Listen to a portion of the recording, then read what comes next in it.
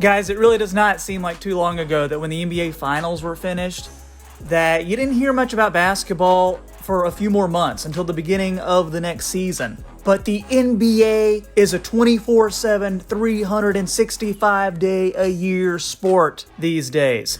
And just because the finals are over, it doesn't mean there isn't going to be copious amounts of NBA news and rumors coming out. And that's what we're talking about in today's video. The trade rumors are flying fast and furious. There are so many teams involved. There are so many really good players involved in these trade rumors that I'm going to break it all down in today's video. Appreciate you tuning in today. My name is Troy. If it's your first time here, would really appreciate if you subscribe to the channel. Fresh NBA content all the time. We are so close to 15,000 subscribers, and every little bit helps. And make sure you like this video too. Really helps out the channel in a big way. So this first trade rumor involves the Lakers.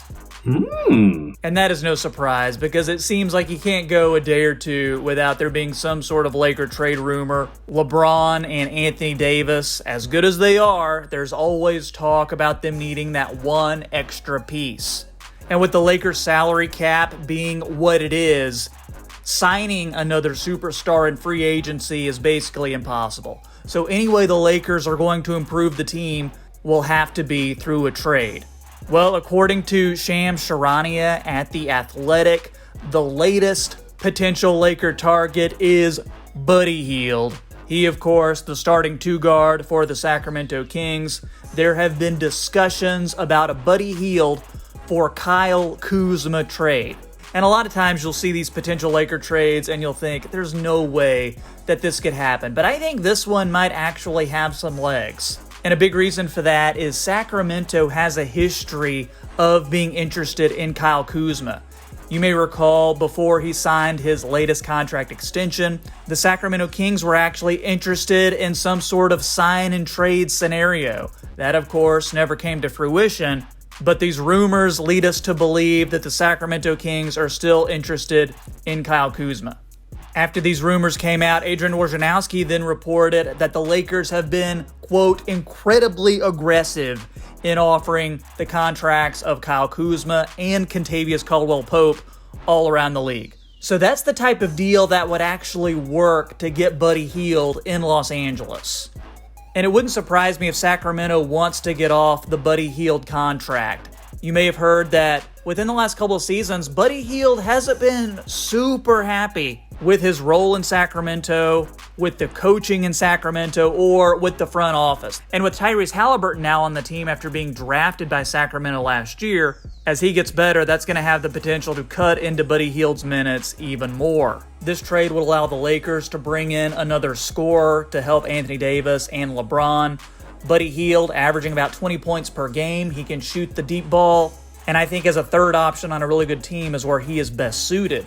For the Kings, you would get Kyle Kuzma, who, has not improved a lot since he was drafted several years ago, but he's still the type of guy who can stretch the floor, he can get some rebounds, and for the most part, he knows his role. When you look at Sacramento's roster, behind Marvin Bagley, they really have no one else that can play that 4 spot. You could move Bagley to the 5, Kyle Kuzma could be your starter, along with Harrison Barnes, De'Aaron Fox, and maybe you move Tyrese Halliburton into that starting 2-guard spot where you had Buddy Hield.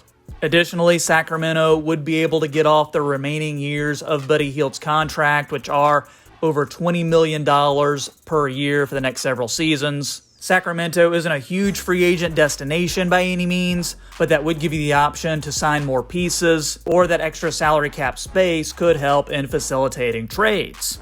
Another rumor being discussed is centered around the Memphis Grizzlies and the New Orleans Pelicans. This also according to Shams. In this trade, Eric Bledsoe and New Orleans' number 10 pick in the upcoming draft would be sent to Memphis for the number 17 pick. Sources say that Memphis is exploring moving up in the draft. So why would New Orleans do this? Well, plain and simple, Eric Bledsoe is a negative asset for this team. In this scenario, New Orleans would entice Memphis to take on the contract of Eric Bledsoe by offering them the number 10 pick. Memphis would have the cap space to absorb an Eric Bledsoe contract, especially if they don't pick up the team option for Justice Winslow. So this says to me there's somebody that Memphis really likes at around that number 10 spot in the draft. Could it be a guy like Moses Moody? Could it be a guy like James Bouknight, who just won the Turkish MVP and is getting comparisons to Domantas Sabonis? Definitely exciting with the potential movement with those teams. Then, of course, you got to talk about the Golden State Warriors because they are very interested in acquiring that third star to put along with Steph Curry and Klay Thompson, who will be returning from a 2-year layoff with injuries. Adrian Wojnarowski says that the Warriors, like many teams, are all in on trying to make a trade for Bradley Beal of the Washington Wizards. They have James Wiseman to offer. They have Andrew Wiggins to offer. They have 2 lottery picks in this week's draft, number 7 and number 14. Add to that, the Golden State Warriors front office is getting pressure from their stars to bring in another player who can help them win another championship and continue their dynasty.